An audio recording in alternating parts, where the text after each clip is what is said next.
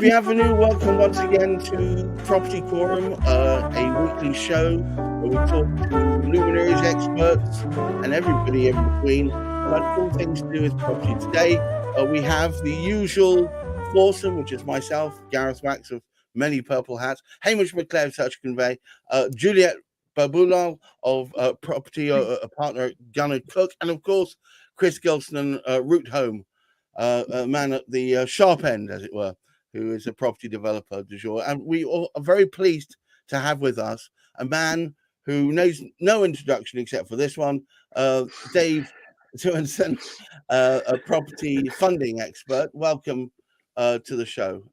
Wonderful, thank you.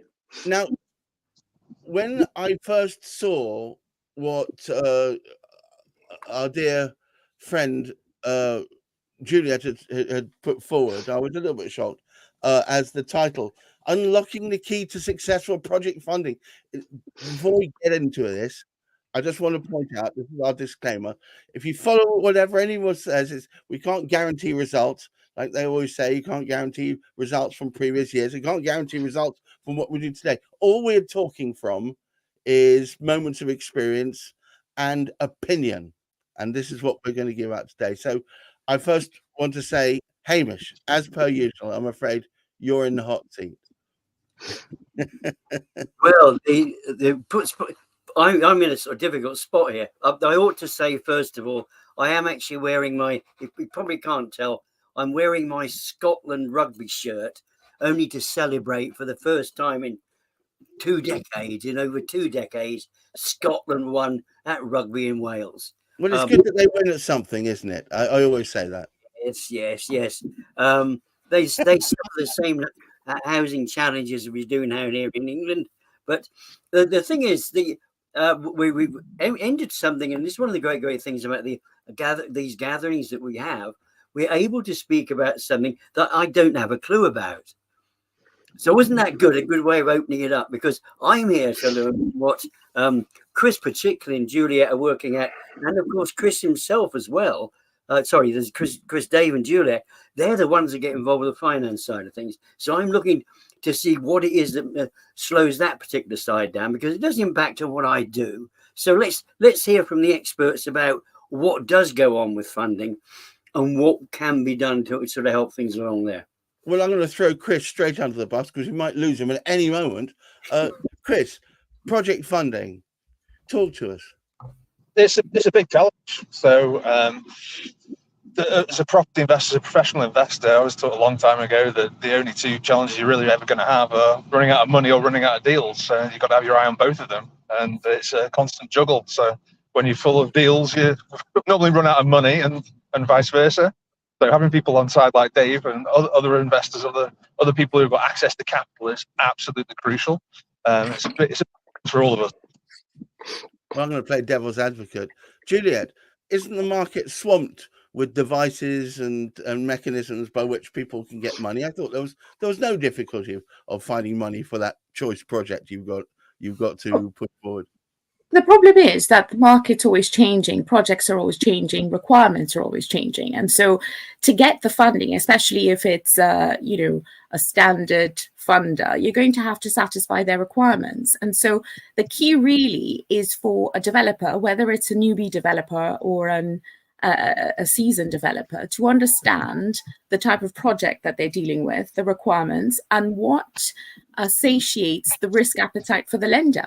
And if they can do that, they can then satisfy the lender that, look, this is a viable project. There is an end plan, an end goal, an exit route, and the lender will get repaid. I mean, the two most important things for lenders is one, knowing that they can get their money back once they've lent it out, either the borrower exiting, or if they were to repossess, would this be a good marketable property for them to sell? And so a developer always has to bear that in mind when seeking funding. Am I in a position where I'm evidencing to my lender that this is a viable project? All right. Well, so what you're saying is the bar has always got to be, the bar has always been raised, isn't it, Dave? I mean, let's face it, not that long ago, we were all subject to trustonomics. Suddenly, the whole world withdrew all the various financial devices that were out there. Everybody battened down the hatches, and the bar for lending was ridiculous. Now, we seem to be gradually coming back to normal. Is that true, or have I misunderstood the whole thing? Yeah, I think without doubt, since Truss's announcement, the market has been incredibly challenging. It creates uncertainty. People sit on their hands. I think there are definitely signs, roots of improvement. Without doubt, I think so far in January, inquiries generally seem to be up. Agents that I speak to are more active, and I think the key, as Juliet said, in terms of lenders want to get their money back, whether that's by a successful exit on behalf of the client or whether in the event of repossession. But the key in all these things is to have a considerable amount of detail, know what you're doing, present your project in the right way, and speak to a trusted team of advisors, and it includes all of the professional team. Solicitors play an important part in that role. And ensure you have the best-in-class team to advise you in the right way, to get the funding that's right for you in your circumstances, and ultimately allow you to have a successful project. And relationships play an important part of that. Experience play an important part of that. But ultimately, pulling that team together is critical to ensure a project is funded successfully. All right, I'm going to just ask Chris a question then. It suddenly comes to mind. Everybody keeps talking about this team business, finding a team. Well, the team is only as good as their last deal. Am I right? Well, that's not entirely fair. I mean, sometimes things do go I'm wrong. not trying to be fair, Chris. I'm trying to prod the bear. So I do apologise. Depends. All right, I think that's how I would describe you.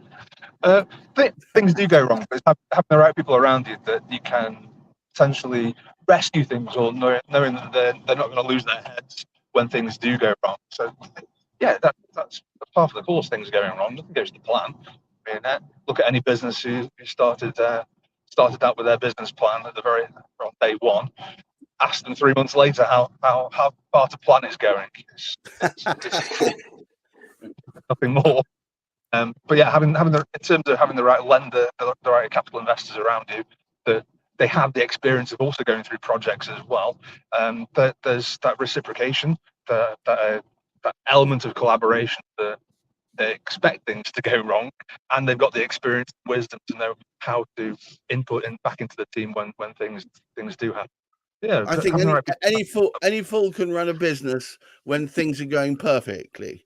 It's how they react when things go slightly off key that really marks out a decent business or a decent player of any kind. I think that's right.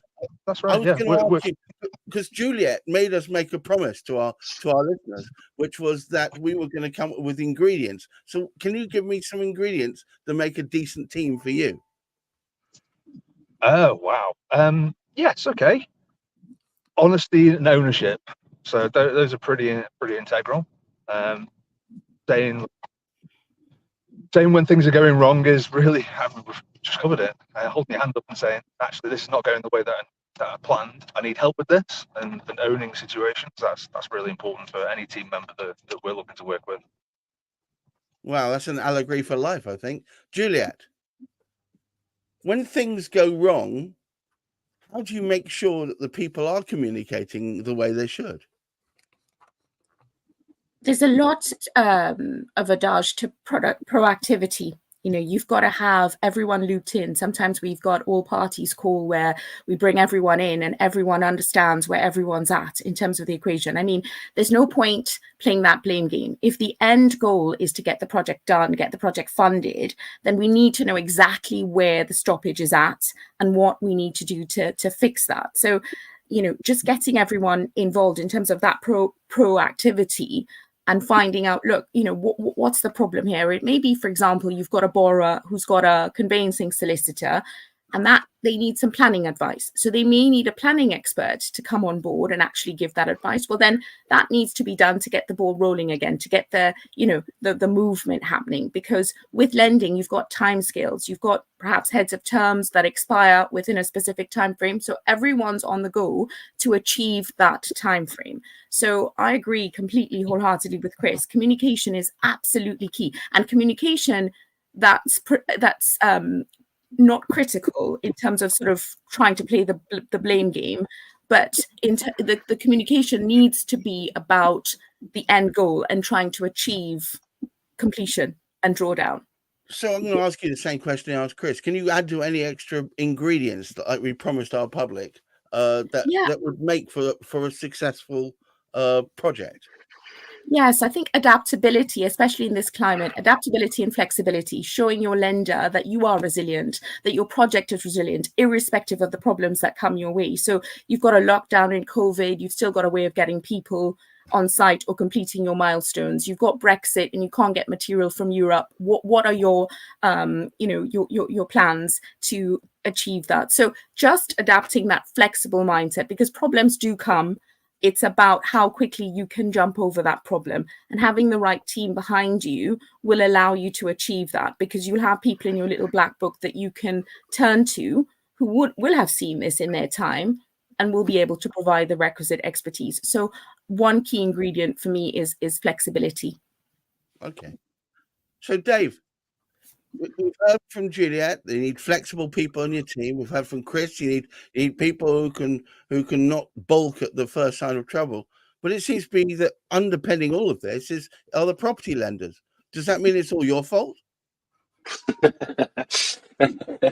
No, never. No. At the end of the day, as Chris and Juliet have said, that there's always problems. There's always hurdles to overcome. It's how you react to that and deal with that. I think to a certain extent, if you're working with a good team, you can preempt problems. In some cases they may be vanilla projects, but generally speaking, preempting problems is important. Experience is important, because I think, as Chris has alluded to, people like myself and lenders have done a lot of projects. I've been a lender for 60-70% of my career. So I've seen a lot of problems, not only from a funding point of view, but also on site.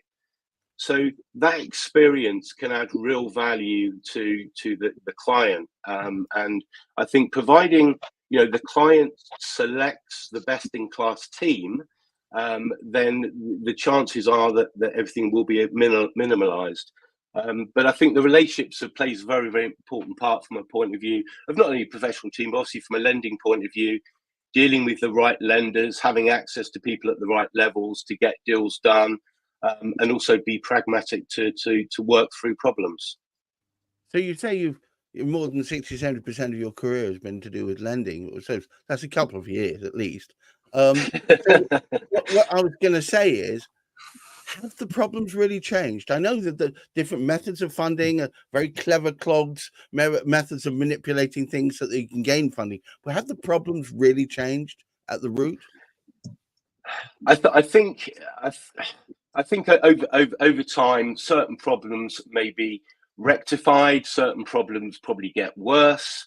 Right. If you look at since GFC, how the lending landscape has changed from, in the main majority of high street banks doing a lot of the commercial lending.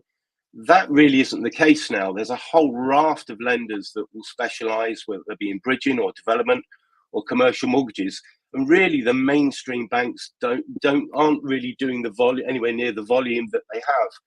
The beautiful thing with what now is in place is the fact that you've got lenders that really do specialize. So you can really hone down on the detail.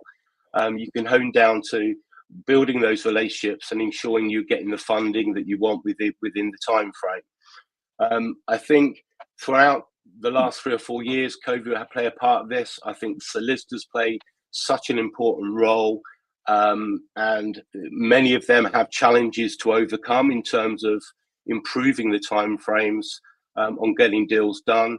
The majority of delays that I see do sit in from a legal point of view. So I think, again, choosing the right solicitor that's says all the things that Juliet says. You know, he's proactive, you know, has got a lot of experience, can preempt problems. Communicating is absolutely critical. Having all party calls to pull the team together. All these things help, but I think all the team have got to have the right mindset. Everyone's got to be on the same page. You know, there will be problems, but everyone's got to be focused on ensuring those problems are overcome. So I think attitude and mindset are absolutely critical in achieving a successful, you know, funding or drawdown.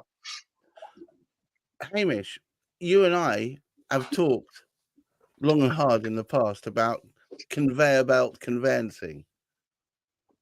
Now, this seems to me some of the perfect ways in which you can scupper a less than obvious lend, if you see what I mean, just by being inflexible, applying only the templated rules. How do you perceive all this? Well, I'm rather pleased that we have the three experts here who know how to do things properly and how to become effective about it.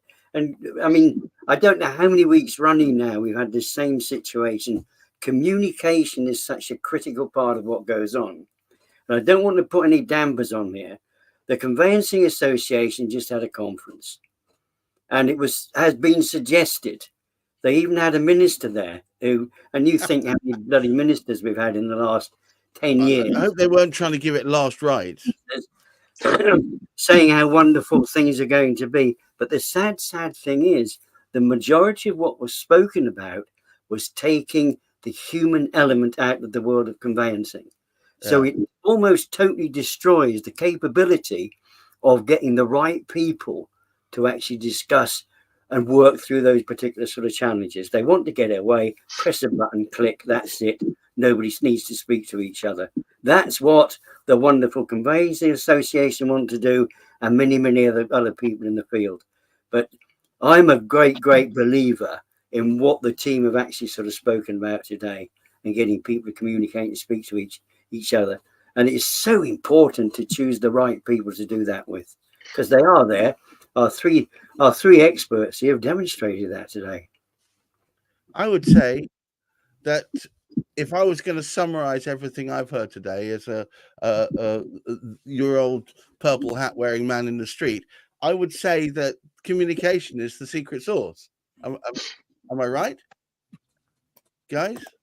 Yes. Communication is I the think, thing. I think as well, just to add to the communication, Gareth, accountability. So in communicating, one has to be accountable for their role in the project, whatever that is. Okay. Yeah. Well, look, I think I'm gonna pull this thing to a close. We always aim to make this about 19-20 minutes long. Do you have any last words of any gems to toss before these swine, Dave? Any thoughts? Well, firstly, thank you for inviting me. It's been a privilege to be on here.